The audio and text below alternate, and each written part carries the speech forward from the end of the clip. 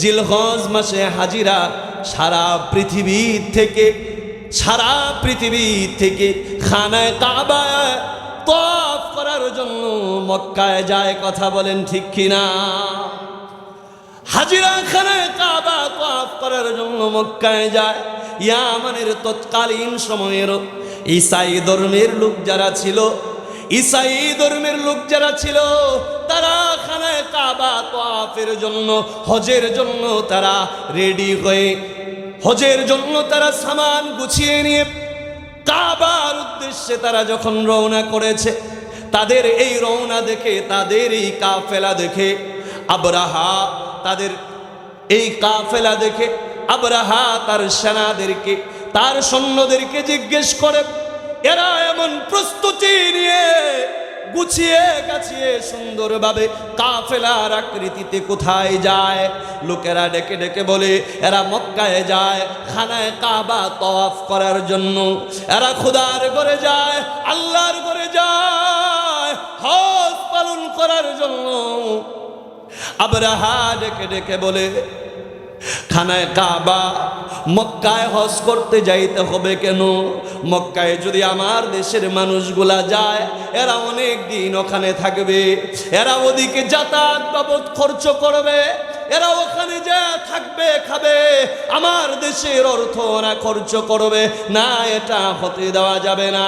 বরং আমি এমন একটা কাজ করব, তোমাদেরকে আমি সুন্দর করে ওই খানায় কাবার মতো করে একটা কাবা বানায়া দিব, তোমাদের আর মক্কায় যাওয়ার প্রয়োজন নাই, তোমরা ইয়ামানে বসে বসে এই কাবা তওয়াফ করবে। বলেন নাউজুবিল্লাহ। যে হযরতে আসমা রাদিয়াল্লাহু তাআলা আনহা উনি ঘরে বেশি সময় থাকতেন। হযরতে আসমা রাদিয়াল্লাহু তাআলা আনহা ঘরে তো একজন ভিক্ষুক এসেছে ভিক্ষা নেওয়ার জন্য। তো হযরতে আসমা রাদিয়াল্লাহু তাআলা আনহা ভিক্ষুককে ডাক দিলেন এবং বললেন, চাচা আপনি একটু বসেন, আপনার সাথে আমার কিছু কথা আছে। হযরতে আসমা বললেন, যে আপনাকে আমি কিছু প্রশ্ন করতে চাই, আপনি কি আমার প্রশ্নের উত্তরগুলা দিবেন? ভিক্ষুক বলে, কি প্রশ্ন? আসমা বলতেছে যে আমরা জানি যে ভিক্ষুক হয়তো সপ্তাহে একদিন আসবে, একদিন এই এলাকায় আসবে, আরেকদিন আরেক এলাকায় যাবে, আরেকদিন আরেক এলাকায় যাবে, আরেকদিন আরেক এলাকায় যাবে, হয়তো 4-5 দিন পরে বা 7 দিন পরে আবার এই এলাকায় আসবে। কিন্তু আপনার বেলায় ব্যতিক্রম, প্রতিদিন আপনি ভিক্ষা নেওয়ার জন্য আসেন, আপনি অন্য কোনো এলাকায় যান না। এরপরে আসমা প্রশ্ন করতেছে, আপনার চেহারাটাও দেখে কেমন কেমন যেন লাগে, মনে হয় না যে আপনি আরবের কোনো মানুষ, কারণ আপনার চেহারার সাথে আরবের মানুষের চেহারার সাথে কোনো মিল নাই, আপনার চেহারাটা একটু কালো। এরপরে আসমা বলতেছে, আমার প্রশ্ন আরেকটা, যে আপনার যে ভাষায় আপনি কথা বলেন, আপনি পরিপূর্ণ আরবি ভাষা কথা বলতে পারেন না, আমরা আরবের আঞ্চলিক ভাষায় যেভাবে কথা বলি এভাবে আপনি কথাও বলতে পারেন না, তাহলে আপনি কে? আপনার পরিচয়টাকে একটু দিবেন। ভিক্ষুক এবার হযরতে আসমা রাদিয়াল্লাহু তাআলা আনহাকে ডেকে ডেকে বলে, আসমা রে, আমি আমার পরিচয় তোমার কাছে দিতে পারবো না গো আসমা। তোমার বাবা আবু বকর যদি আসে, আমি তোমার বাবা আবু বকরের কাছে আমার পরিচয়টুকু বলবো। হযরতে আসমা ভিক্ষুককে বসাইলেন। তাফসীরে রূহুল মানির ভিতরে লেখা, আসমা ভিক্ষুককে কিছু খাবার দিলেন, ভিক্ষুককে কিছু খাবার দিয়ে বসায় রাখলেন। ইতিমধ্যে হযরতে আবু বকর সিদ্দিক রাদিয়াল্লাহু তাআলা আনহু বাড়ির ভিতরে প্রবেশ করলেন। আসমা ডেকে ডেকে বলে, আব্বাজান,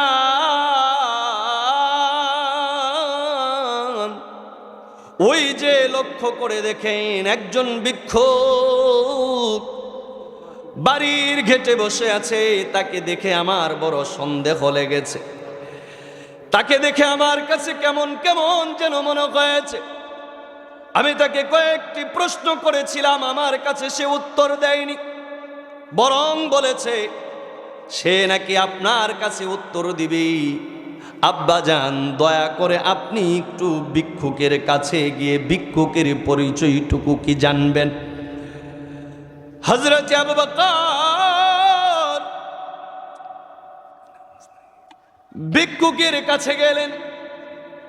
ভিক্ষুকের কাছে গিয়ে জিজ্ঞেস করলেন, ভাই কে তুমি, কি বা তোমার পরিচয়, তোমার বাড়ি কোথায়, কি বা তোমার নাম, তুমি আমার কাছে পরিচয় বলতে চেয়েছো, একটু বলো। ভিক্ষুক ডেকে ডেকে বলে, ও আল্লাহর নবীর সাহাবী আবু বকর,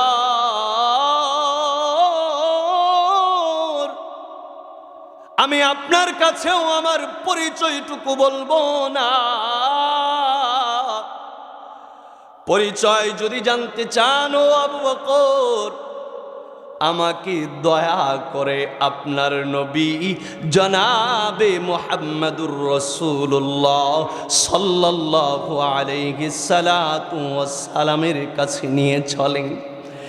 আমি আমার পরিচয় বলবো মুহাম্মদুর রাসূলুল্লাহর কাছে, আপনার কাছে নয়। আবু বকর বললেন, ঠিক আছে তাই চলো। ভিক্ষুককে সঙ্গে নিয়ে হযরতে আবু বকর আল্লাহর রাসূলের দরবারে গেলেন। বাহিরে থেকে সালাম দিলেন, আসসালাতু আসসালামু আলাইকা ইয়া রাসূলুল্লাহ, আসসালাতু আসসালামু আলাইকা ইয়া হাবিবাল্লাহ। রাসূল ভিতর থেকে আবু বকরের গলার আওয়াজ পে, আবু বকরের সালাম পে আবু বকরকে রাসূল জিজ্ঞেস করে, আবু বকর ব্যাপার কি? এই তো কতক্ষণ আগে আমার দরবার থেকে গেলে, এখনই আবার চলে আসলে, কি হয়েছে আবু বকর? আবু বকর আল্লাহর রাসূলকে ডেকে ডেকে বলে, ইয়া রাসূলুল্লাহ, ইয়া হাবিবাল্লাহ, ও নবীজি, আমি আমার সাথে একজন মুসাফির ভিক্ষুককে নিয়ে এসেছি। মুসাফির ভিক্ষুক আপনার সাথে কথা বলতে চায়। আবু বকর আল্লাহর রাসূলকে ডেকে ডেকে বলে, ইয়া রাসূলুল্লাহ, ইয়া হাবিবাল্লাহ, এই ভিক্ষুকটাকে আমার মেয়ে আসমা সন্দেহ করেছে, সন্দেহবশত তার পরিচয় জানতে চেয়েছি। ভিক্ষুক বলেছিল আমার কাছে তার পরিচয় বলবে। ইয়া রাসূলুল্লাহ, আমিও যখন গিয়ে তার কাছে পরিচয় জানতে চাইলাম গো, সে বলে সে নাকি আপনার কাছে পরিচয়টুকু বলবে। ইয়া রাসূলুল্লাহ, আপনার কাছে নিয়ে এসেছি। আল্লাহর রাসূল ভিক্ষুককে জিজ্ঞাসা করে, রে মুসাফির ভিক্ষুক, কি তোমার নাম, কি বা তোমার পরিচয়, কোথায় তোমার বাড়ি, আমার কাছে বলো। ভিক্ষুক আল্লাহর রাসূলের সামনে দাঁড়ায় রাসূলকে বলে, ইয়া রাসূলুল্লাহ, ইয়া হাবিবাল্লাহ, ওগো নবীজি, আজকের দিনের অপেক্ষায় তো আমি দীর্ঘদিন যাবত রয়েছি। আমি অনেক সুযোগ খুঁজেছি, অনেকভাবে আমি চেষ্টা করেছি ইয়া রাসূলুল্লাহ, আপনার দরবার পর্যন্ত আসার জন্য ইয়া রাসূলুল্লাহ সাহস করতে পারি নাই। আজকে আপনার দরবার পর্যন্ত আমি চলে এসেছি। ইয়া রাসূলুল্লাহ, ইয়া হাবিবাল্লাহ, আমার পরিচয় আমি বলবো, তার আগে আপনি কথা দেন। আমার পরিচয় শোনার পরে ইয়া রাসূলুল্লাহ, আপনি আমাকে মারবেন না, আপনি আমাকে আঘাত করবেন না। ইয়া রাসূলুল্লাহ, আপনি আমাকে সেভ করবেন, ইয়া রাসূলুল্লাহ আপনি আমাকে সেভ করবেন, হেফাজত করবেন, কথা দেন। আল্লাহর রাসূল তো দয়ার নবী, মায়ার নবী, আমার নবী তো পৃথিবীর মধ্যে সর্বশ্রেষ্ঠ দয়ার নবী, কথা বলেন ঠিক কিনা?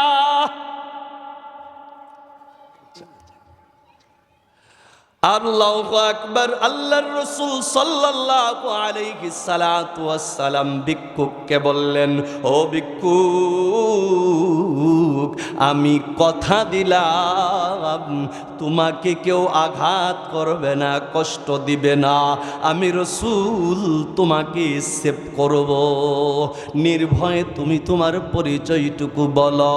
এবার ভিক্ষুক আল্লাহর রাসূল সাল্লাল্লাহু আলাইহি সাল্লাতু ওয়াসসালামকে ডেকে ডেকে বলে, ইয়া রাসূলুল্লাহ, ইয়া হাবিবাল্লাহ, ওগো নবীজি, বয়সের দিক দিয়ে আপনার চেয়ে আমার বয়স অনেক বেশি। ইয়া রাসূলুল্লাহ, ইয়া হাবিবাল্লাহ, আপনার জন্মের 50 দিন পূর্বে পৃথিবীতে আপনি তখনও আসেন নাই, পৃথিবীতে আপনার জন্ম হওয়ার 50 দিন পূর্বে 570 খ্রিস্টাব্দে, ইয়া রাসূলুল্লাহ, ইয়া হাবিবাল্লাহ, ওই যে আরবের সীমান্তবর্তী একটি দেশ, যেই দেশের নাম হলো ইয়ামান, নাম কি বলেন? ইয়ামান। আরেকটি দেশ হলো ইথিওপিয়া। কি দেশের নাম কি? ইথিওপিয়া, যেটা হলো আফ্রিকার সীমান্তবর্তী একটি দেশ। আল্লাহ রাসূলের কাছে ভিক্ষুক বলতেছে, গভীর মনোযোগ দেন, এই সূরা ফিলের শানে নুজুল এটা। ভিক্ষুক বলতেছে, ইয়া রাসূলুল্লাহ, আফ্রিকার সীমান্তবর্তী দেশ ইথিওপিয়া আর আরবের সীমান্তবর্তী একটি দেশ ইয়ামান। ইয়া রাসূলুল্লাহ, ইথিওপিয়ার তৎকালীন সময়ে যিনি বাদশা ছিল, ইথিওপিয়ার যিনি শাসক ছিল, তার নাম ছিল নাজ্জাশী। নাম কি? নাম ছিল নাজ্জাশী। বাদশা নাজ্জাশী বড় ক্ষমতাধর বাদশা ছিল। ইয়া রাসূলুল্লাহ, বাদশা নাজ্জাশীর সেনা প্রধানের নাম ছিল আরিয়াত, আর বাদশা নাজ্জাশীর সেনাবাহিনীর সেকেন্ড সেনা, তার নাম ছিল আবরাহা। নাম কি? আবরাহা। ইয়া রাসূলুল্লাহ, নাজ্জাশী একদিন আরিয়াতকে, সেনা প্রধানকে ডেকে ডেকে বলে, রে আরিয়াত, আমার দেশের সেনা প্রধান, তোমার কাছে আমার একটি আবদার আছে, তুমি কি পারবে আমার আবদারটুকু পূর্ণ করে দিতে? আরিয়াত ডেকে ডেকে বলে বাদশা নাজ্জাশীকে, বাদশা নামদার, আপনার কি আরজি আছে, আপনার কি কি চাওয়া আছে বলুন, আমি সেনা প্রধান হিসাবে চেষ্টা করব পূর্ণ করে দেওয়ার জন্য। বাদশা নাজ্জাশী দেখে ডেকে বলে আরিয়াতকে, আরিয়াত, ওই যে ইয়ামান নামক একটি দেশ, আরবের সীমান্তবর্তী দেশ, ছোট্ট একটি দেশ, কিন্তু দেশটি বড় সুন্দর, দেশটা বড় পরিপাটি, দেশের মানুষগুলা খুব শান্তশিষ্ট। আমার মনে চায়, ও আরিয়াত, ওই ইয়ামানের ভিতরে আমার দেশের পতাকাটা উড়ুক। আমার মনে চায়, আমার দিল চায়, ওই ইয়ামান দেশটা আমার হাতে চলে আসুক, আমি ইয়ামানের প্রেসিডেন্ট হইতে চাই। তুমি কি পারবে ওই ইয়ামানটা আমাকে দখল করে দিতে?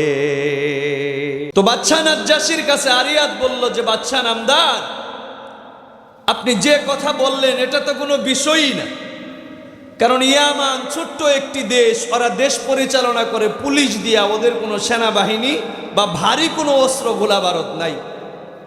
ঠিক আছে, আমি আপনাকে ইয়ামান দখল করে দিব, কিন্তু আপনার কাছে আমার দুইটা চাওয়া, আপনি আমার চাওয়া দুইটা কি পুরা করবেন? বলে, আপনি যদি আমার দুইটা চাওয়া পুরা করেন তো আমি আপনার চাওয়া পুরা করে দিব। আরিয়াত বলে, আমার 1 নাম্বার চাওয়া হলো, সেকেন্ড সেনা প্রধান যিনি, তার নাম হলো আবরাহা। নাম কি বলেন? আবরাহা, এই আবরাহা একটু তেরা প্রকৃতির, একটু ঘাওরা প্রকৃতির, আমার কথা মানতে চায় না। আপনি স্পেশালি তাকে ডেকে একটু বলে দিবেন সে যেন আমার কথা মতো কাজ করে। এটা 1 নাম্বার চাওয়া। আর 2 নাম্বার চাওয়া হলো গো, যদি আমি আপনাকে ইয়ামান দখল করে দিতে পারি, ইয়ামান জয় করে দিতে পারি, আপনি তো প্রেসিডেন্ট, ইয়ামান আলাদা একটা রাজ্য হবে, আলাদা একটা রাজ্য হবে, অঙ্গরাজ্য হবে। এই অঙ্গরাজ্যের জন্য একজন গভর্নর প্রয়োজন, বাদশা নামদার। আমার 2 নাম্বার চাওয়া হলো আমাকে আপনি ইয়ামানের গভর্নর বানায় দিবেন। তো নাজ্জাশী বলে এটা কোনো ব্যাপার হইল, ঠিক আছে দিব, যাও। যেই কথা সেই কাজ, যুদ্ধ শুরু হয়ে গেল। ইয়ামান দুর্বল, তারা কয়েকদিনের ভিতরে ইয়ামান দখল করে ফেলেছে। বাদশা নাজ্জাশীর কাছে ইয়ামান দখল করে, ইয়ামানে ইথিওপিয়ার পতাকা উড়ায়া বাদশা নাজ্জাশীর কাছে 2 জন চলে এসেছে, আরিয়াত এবং আবরাহা। মনোযোগ দিয়ে বুঝেন, সরাসরি তাফসীর থেকে আলোচনাগুলা শোনাচ্ছি। আরিয়াত এসে বলে, বাদশা নামদার, আপনি যা চেয়েছিলেন তা আপনি পেয়েছেন, এবার আমি যা চেয়েছি আপনি সেটা পূরণ করেন। আমি আপনার কাছে চেয়েছি আপনি আমাকে ইয়ামানের গভর্নর বানাবেন, ইয়ামানের গভর্নর হিসাবে আমাকে নিযুক্ত করেন। বাদশা নাজ্জাশী বলল, ঠিক আছে, গভর্নর বানায় দিলাম। সাথে সাথে আবরাহা বাদশা নাজ্জাশীকে ডেকে ডেকে বলে, বাদশা নামদার, এটা সম্ভব না, এটা হবে না, এটা আমি মানি না। কারণ হলো আবরাহা আমার নাম, আমি সেকেন্ড সেনা, আমি গোলা বারুদ দিয়ে অস্ত্র দিয়ে যুদ্ধ করেছি, মাঠে ছিলাম। আর আরিয়াত সেনা প্রধান মাঠে ছিল না, যুদ্ধ করে নাই, উনি শুধু ওয়ারলেস নিয়ে নিয়ে ঘুরেছে। আখারে মজার ঘটনাটা মনে হয় আপনারা বুঝতেছেন না। উনি মনে হয় উনি ঘুরেছে, সুতরাং ইয়ামানের গভর্নর যদি বানাইতে হয়, ও বাদশা নামদার, ইয়ামানের গভর্নর আমি আবরাহাকে বানাইতে হবে। এই যে আবরাহা এবং আরিয়াতের মধ্যে বাক বিতণ্ড তর্ক শুরু হয়ে গেল। এক প্রকারে তর্ক করতে করতে 2 জনের মধ্যে গুলাগুলি শুরু হয়ে গেল। আবরাহা এবং আরিয়াত যখন গুলাগুলি শুরু করে দিছে, হঠাৎ করে আবরাহার অস্ত্র থেকে একটি গুলি বের হয়ে এসে আরিয়াতের মাথায় লেগে আরিয়াত জায়গায় মারা যায়। আর সেকেন্ড সেনা আবরাহাকে ইয়ামানের গভর্নর হিসাবে নিযুক্ত করা হলো। ইয়ামানের গভর্নর আবরাহা নিযুক্ত হয়ে ইয়ামান গিয়ে বাদশা নাজ্জাশীর কাছে খবর পাঠিয়ে দিল, বাদশা নামদার, ইয়ামান যুদ্ধ বিধ্বস্ত এলাকা, ইয়ামানে খাবার নাই, ইয়ামানের মানুষদের বড় কষ্ট হচ্ছে। বাদশা নামদার, আপনি আমাকে স্বর্ণ মুদ্রা দেন, আপনি আমাকে স্বর্ণ মুদ্রা দেন, অর্থ দেন, ইয়ামানকে আমি সুন্দর করে আবার সাজাইতে চাই। আবরাহাকে স্বর্ণ মুদ্রা দেওয়া হলো, অর্থ দেওয়া হলো। বাদশা নাজ্জাশী স্বর্ণ মুদ্রা, অর্থ সব দিয়ে দিলেন। আবরাহা ইয়ামানকে নতুন করে সাজাইলেন। আবরাহা যখন নতুন করে ইয়ামানকে সাজাচ্ছে, এমন সময় হঠাৎ করে জিলহজ মাস চলে এসেছে। কোন মাস বলেন? মূল আলোচনাটা এখন ভালো করে বুঝবেন। হঠাৎ করে জিলহজ মাস চলে এসেছে। জিলহজ মাস যখন এসেছে, জিলহজ মাসে হাজিরা সারা পৃথিবী থেকে খানায় কাবায় তওয়াফ করার জন্য মক্কায় যায়। কথা বলেন ঠিক কিনা? হাজিরা খানায় কাবা তওয়াফ করার জন্য মক্কায় যায়। ইয়ামানের তৎকালীন সময়ের ঈসাই ধর্মের লোক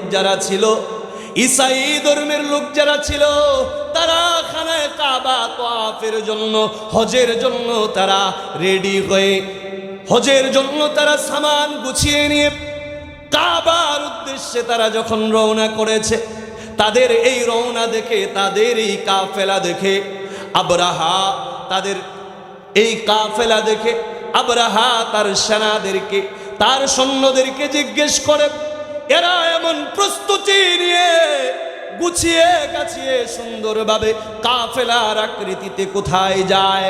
লোকেরা ডেকে ডেকে বলে এরা মক্কায় যায় খানায় কাবা তওয়াফ করার জন্য, এরা খোদার ঘরে যায়, আল্লাহর ঘরে যায় হজ পালন করার জন্য। আবরাহা ডেকে ডেকে বলে খানায় কাবা মক্কায় হজ করতে যাইতে হবে কেন?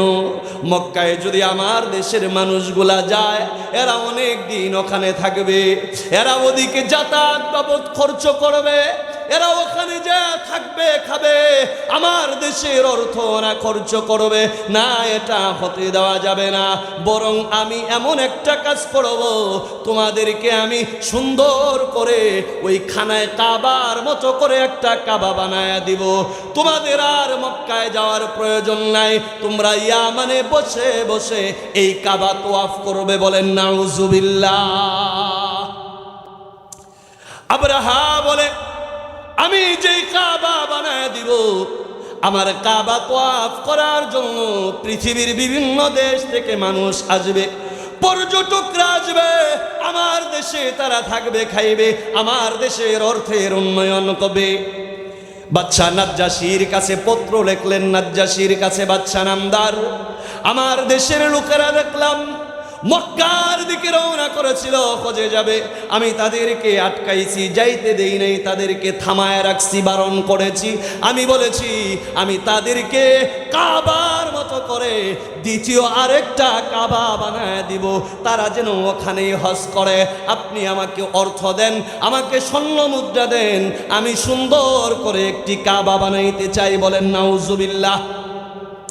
নাজ্জাশী আবরাহার এই পত্র পেয়ে স্বর্ণ মুদ্রা দিয়ে দিলেন, অর্থ দিয়ে দিলেন। অর্থ নিয়ে আবরাহা নতুন করে আবরাহা ইয়ামানের ভিতরে একটা কাবা বানাইলেন। এদিকে মনোযোগ দেন মিয়া, এদিকে মনোযোগ দেন। সারা জীবন তো শুনছেন খালি যে আবাবিল পাখি আয়া কাবা ধ্বংস করবার গেছিল, হাতি বাহিনীরে মারছে, খালি এইটুকুই তো শুনছেন। কোথা থেকে কি এ টু জেড আপনাদেরকে বোঝাচ্ছি, মনোযোগ দেন। তো আবরাহা অর্থ নিয়া স্বর্ণ মুদ্রা নিয়া এলাকার লোকজনদেরকে ডাইকা, তার প্রশাসনকে ডাইকা, মিস্ত্রি খবর দিয়া সুন্দর করে কাবা যেভাবে বানানো ওইভাবে সুন্দর করে আরেকটা বানাইলেন, দ্বিতীয় কাবা বানাইলেন। নাউজুবিল্লাহ, যদি ওটাকে দ্বিতীয় কাবা বলা যাবে না, কাবা একটাই, কথা বলেন ঠিক কিনা? বুঝানোর জন্য বলছি, তাফসীরের ভিতরে এসেছে দ্বিতীয় কাবা বানায়া এই কাবা সুন্দর করে সাজাইলেন, উদ্বোধন করবেন। নাজ্জাশীকে খবর দেওয়া হলো, বাদশা নামদার, ও স্যার আমি কাবা বানাইছি, আমার এই কাবা আপনি উদ্বোধন করে দেন, এই কাবা আমার ইয়ামানের মানুষগুলা তাওয়াফ করবে। বলেন নাউজুবিল্লাহ। খবর দেওয়া হলো, সুন্দর করে সুসজ্জিত করা হলো। ওই যে আরবের মানুষগুলা ইয়ামানে ব্যবসার জন্য যাইতো, আরবের কিছু যুবক ব্যবসার জন্য ইয়ামানে এসেছে। ইয়ামানে এসে যুবকেরা লক্ষ্য করে দেখে ইয়ামানকে সুন্দর করে সাজানো হয়েছে, সুসজ্জিত করা হয়েছে, আলোক উজ্জ্বল করা হয়েছে, লাইটিং করা হয়েছে। আরবি যুবকেরা জিজ্ঞেস করে ইয়ামানের মানুষদেরকে কাছে, ও ইয়ামানের লোকেরা, আমরা তোমাদের কাছে জানতে চাই, ইতিপূর্বেও আমরা ইয়ামান সফর করেছি, ইয়ামান এত সুসজ্জিত ছিল না, আজকে ইয়ামান এত সুসজ্জিত কেন? ইয়ামানকে এত সুন্দর করে সাজানো হয়েছে কেন? ইয়ামানের লোকেরা ডেকে ডেকে বলে, ও আরবি যুবকেরা শুনো, ইয়ামানে ওই যে লক্ষ্য করে দেখো, তোমাদের কাবা, খানায় কাবা, মক্কার কাবার মতো আরেকটি ঘর দেখা যায়।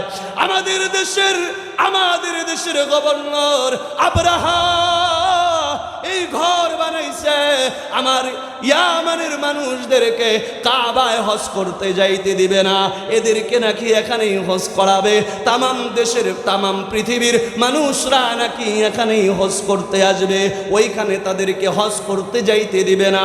আরবি যুবকেরা যখন একথা শুনেছে, আরবি যুবকেরা একথা শোনার সাথে সাথে আরবি যুবকদের শরীরের রক্ত গরম হয়ে গিয়েছে। সবাই যার যার টুপলাগুলা রেখে, আরবি যুবক ছিল 10 জন, তাফসীরে রুহুল মানির ভিতরে লেখে 10 জন যুবক একজন আরেকজন করে পরামর্শ করে। আরবি যুবকেরা বলে, ভাই গো, আমাদের মক্কায় আমাদের খানায় কাবা, এটা আমাদের ঐতিহ্য। খানায় কাবা আমাদের অহংকার, খানায় কাবা আমাদের গর্ব।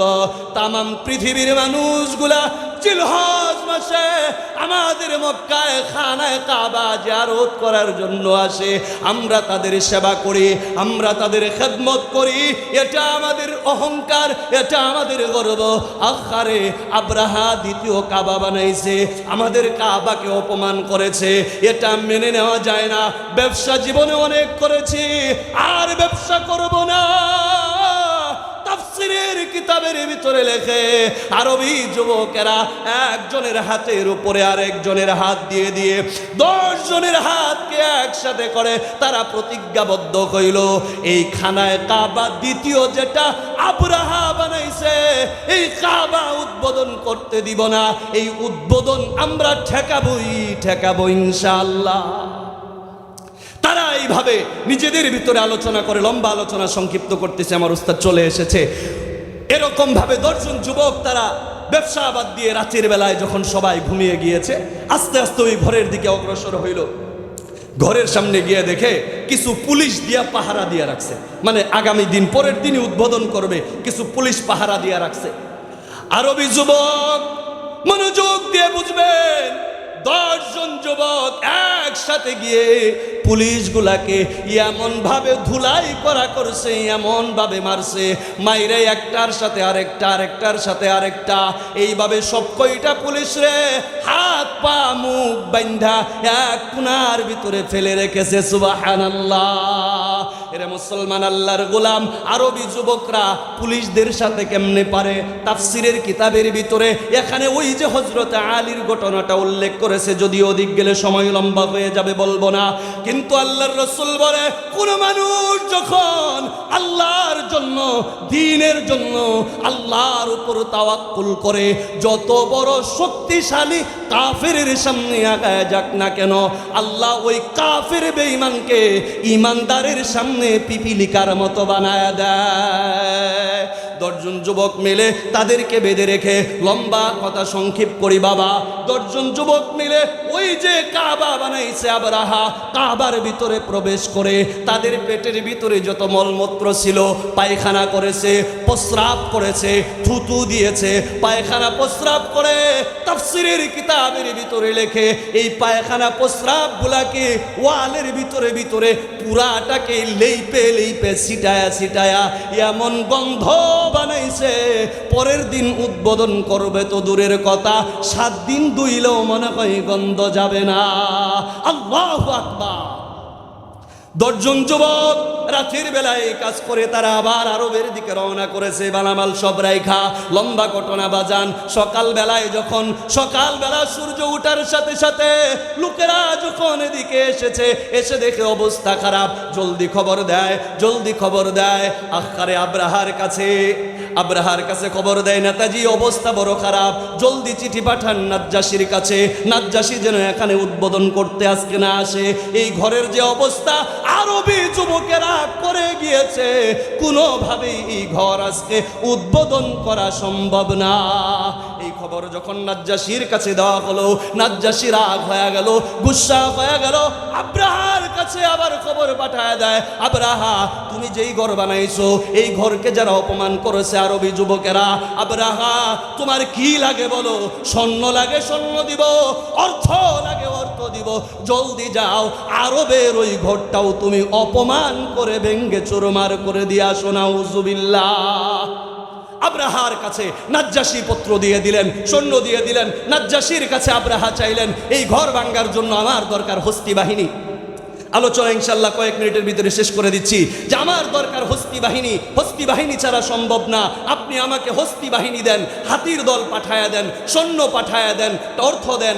সৈন্য দিল, অর্থ দিল, হস্তি বাহিনী দিল, সব কিছু নিয়া এবার আব্রাহা রওনা করলো কোন দিকে? আরবের দিকে, মক্কার দিকে যখন রওনা করে, আখারে তাফসীরের কিতাবের ভিতরে লেখে তৎকালীন সময়ের খ্রিস্টান ঈসাই ধর্মের লোকেরা তারাও কাবাকে মহাব্বত করতো, ভালোবাসতো। ঈসাই ধর্মের লোকেরা, যুবকেরা সবাই মিলে একজন করে সবাই মিলে রাস্তার ভিতরে বের হয়ে এসেছে। সবাই রাস্তার ভিতরে শুয়ে পড়েছে, ডাক দিয়ে বলে, আব্রাহা রে, কাবা ভাঙতে যদি যেতে চাও আমাদের এই মানে যুবকদের বুকের উপরে দিয়ে হাতি নিয়ে যেতে হবে, আমাদেরকে মৃত্যু দিয়ে যেতে হবে। আমরা কোনোভাবেই তোমাকে কাবার দিকে যেতে দিব না। ইতিহাস সাক্ষী দেয়, কিন্তু আব্রাহা কোনোভাবেই থামে না। যুবকদের উপরেই যখন হাতি চালানো শুরু করে দেয়, তাফসীরের কিতাবের ভিতরে লেখে অনেক সংখ্যক যুবক যখন হাতির পায়ের তলে পড়ে মারা যাইতেছিল, সাথে সাথে ওই সময়কার যিনি ইয়ামানের ভিতরে খ্রিস্টানদের সবচেয়ে বড় লিডার ছিল, সবচেয়ে বড় পাদ্রী ছিল, তার নাম হলো আবু নাসের। আবু নাসের সাথে ডাক দিয়া বলে, ইয়ামানের যুবকেরা রে, আর জীবন দিস না রে, এই নরপিশেষ থামবে না রে, জলদি করে গির্জার ভিতরে চলে আয়, আল্লাহর কাছে দোয়া করা ছাড়া আমাদের আর কোনো উপায় নাই। সবাই মিলে গির্জার ভিতরে চলে যায়, এমন ভাবে কান্না শুরু করে, আল্লাহর কাছে এমন ভাবে কানলে, মাথা টুকায়া আবু নাসের কান্না শুরু করে। খ্রিস্টান যুবকেরা কান্দে।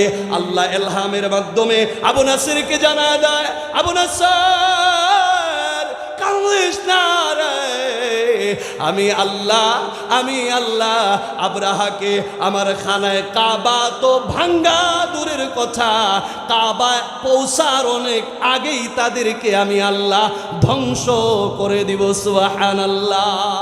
এই আওয়াজ যখন আসলো, আবু নাসের খ্রিস্টান যুবকদেরকে ডেকে বলে, কান্না বন্ধ করো, দোয়া বন্ধ করো, দোয়া কবুল হয়ে গিয়েছে, আল্লাহ দোয়া কবুল করেছে। আমি রওনা করলাম কাবার দিকে, আমি নিজের চোখে দেখব দুশমনদেরকে আমার আল্লাহ কিভাবে ধ্বংস করে। সুবহানাল্লাহ। আবু নাসের মক্কার দিকে রওনা করলো, এদিকে এরাও যাচ্ছে। আবু নাসের দ্রুতগামী ঘোড়া নিয়ে অন্য রাস্তা দিয়ে অনেক আগেই তাফসীরের কিতাবের ভিতর লেখে 3 দিন আগেই মক্কায় পৌঁছায় গিয়েছে। সুবহানাল্লাহ। মক্কায় পৌঁছাইয়া ওই যে আল্লাহু আকবার, আমার উস্তাদ ভালো জানে, আল্লাহু আকবার, খানায়ে কাবার পাশেই তাফসীরের কিতাবের ভিতরে লেখে জাবালে আবে কুবাইস নামক একটি পাহাড় আছে।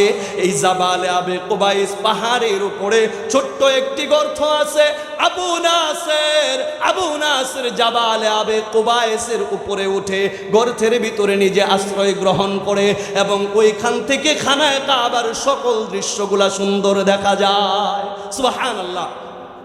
তাফসীরে রুহুল মাআনি লেখে উনি ওইখানে গিয়ে অবস্থান করলেন, ওইখানে গিয়ে উনি অবস্থান করতেছেন। এদিকে তারা একদম মক্কার ভিতরে প্রবেশ করেছে। মক্কায় প্রবেশ করে যেই জায়গা পর্যন্ত তারা গেছে, মক্কা থেকে কিছু দূর, এখনো মক্কার খানায়ে কাবার এরিয়ার কাছাকাছি যাইতে পারে নাই। আল্লাহু আকবার। ওই জায়গায় গিয়া সবগুলার ধরছে কানা বল্লায়। কি ধরছে? কানা বল্লায়। রাস্তা আর দেখে না, উত্তর কোনটা, দক্ষিণ কোনটা, পূর্ব কোনটা, পশ্চিম কোনটা, কোন দিকে বাড়ি আছে, কোন দিকে পাহাড় আছে, কোনো কিছুই তাদের চোখে আর পড়ে না। জায়গাটির নাম হলো ওয়াদিয়ে মুহাসসার নামক জায়গার ভিতরে গিয়ে তাদের চোখ এরকম ঘোলা হয়ে গিয়েছে, তারা আর কোনো কিছু দেখে না। তেমত অবস্থায় এই যে 3-4 দিনের সফর করে তারা গিয়েছে, সবাই ক্ষুধার্ত। আব্রাহা বলতেছে, ঠিক আছে, আজকে আমরা একটু রেস্ট করি, তোমরা সবাই এখানে রেস্ট করো, আর দেখো খাবারের কোনো ব্যবস্থা করা যায় কিনা। ওই যে আল্লাহু আকবার, খানায়ে কাবার খাদেম, আমার নবীর কলিজার টুকরা দাদা আব্দুল মুত্তালিবের কিছু ছাগল ওয়াদিয়ে মুহাসসারের পাশেই ছেড়ে দেওয়া ছিল। রাখাল আব্দুল মুত্তালিবের ছাগলগুলা বকরিগুলা রাখতেছিল। আবরাহা বলে, ওই যে কতগুলা বকরি দেখা যায়, বকরিগুলা ধরো, জবাই করো, আমরা ক্ষুধার্ত, এই বকরিগুলা দিয়ে আমরা আমাদের ক্ষুধার যন্ত্রণা মিটাবো। বকরিগুলা যখন ধরলো, আখারে আল্লাহু আকবার, রাখাল একটা দৌড় দিয়েছে, আল্লাহু আকবার, আল্লাহু আকবার, এক দৌড় দিয়ে আব্দুল মুত্তালিবের কাছে গিয়া বলে, ও মালিকুল মুকাররমা, ও মালিকুল মক্কাতিল মুকাররমা, ও আব্দুল মুত্তালিব, ওই যে খানায় কাবা ভাঙ্গার জন্য আবরাহার দল চলে এসেছে। ও আব্দুল মুত্তালিব, আপনার যে বকরিগুলা আমি চড়াইতাম, আমার বকরিগুলাও তারা ধরে ফেলেছে, বকরিগুলা নাকি তারা জবাই করে খাবে। আব্দুল মুত্তালিব সংঘাত পেয়ে দৌড়াইয়া ওয়াদিয়ে মুহাসসারে চলে গেলেন। ওয়াদিয়ে মুহাসসারে গিয়ে ডাক দিয়া কয়, কি রে বেটা, নাম কি, পরিচয় কি, করতে আইছো?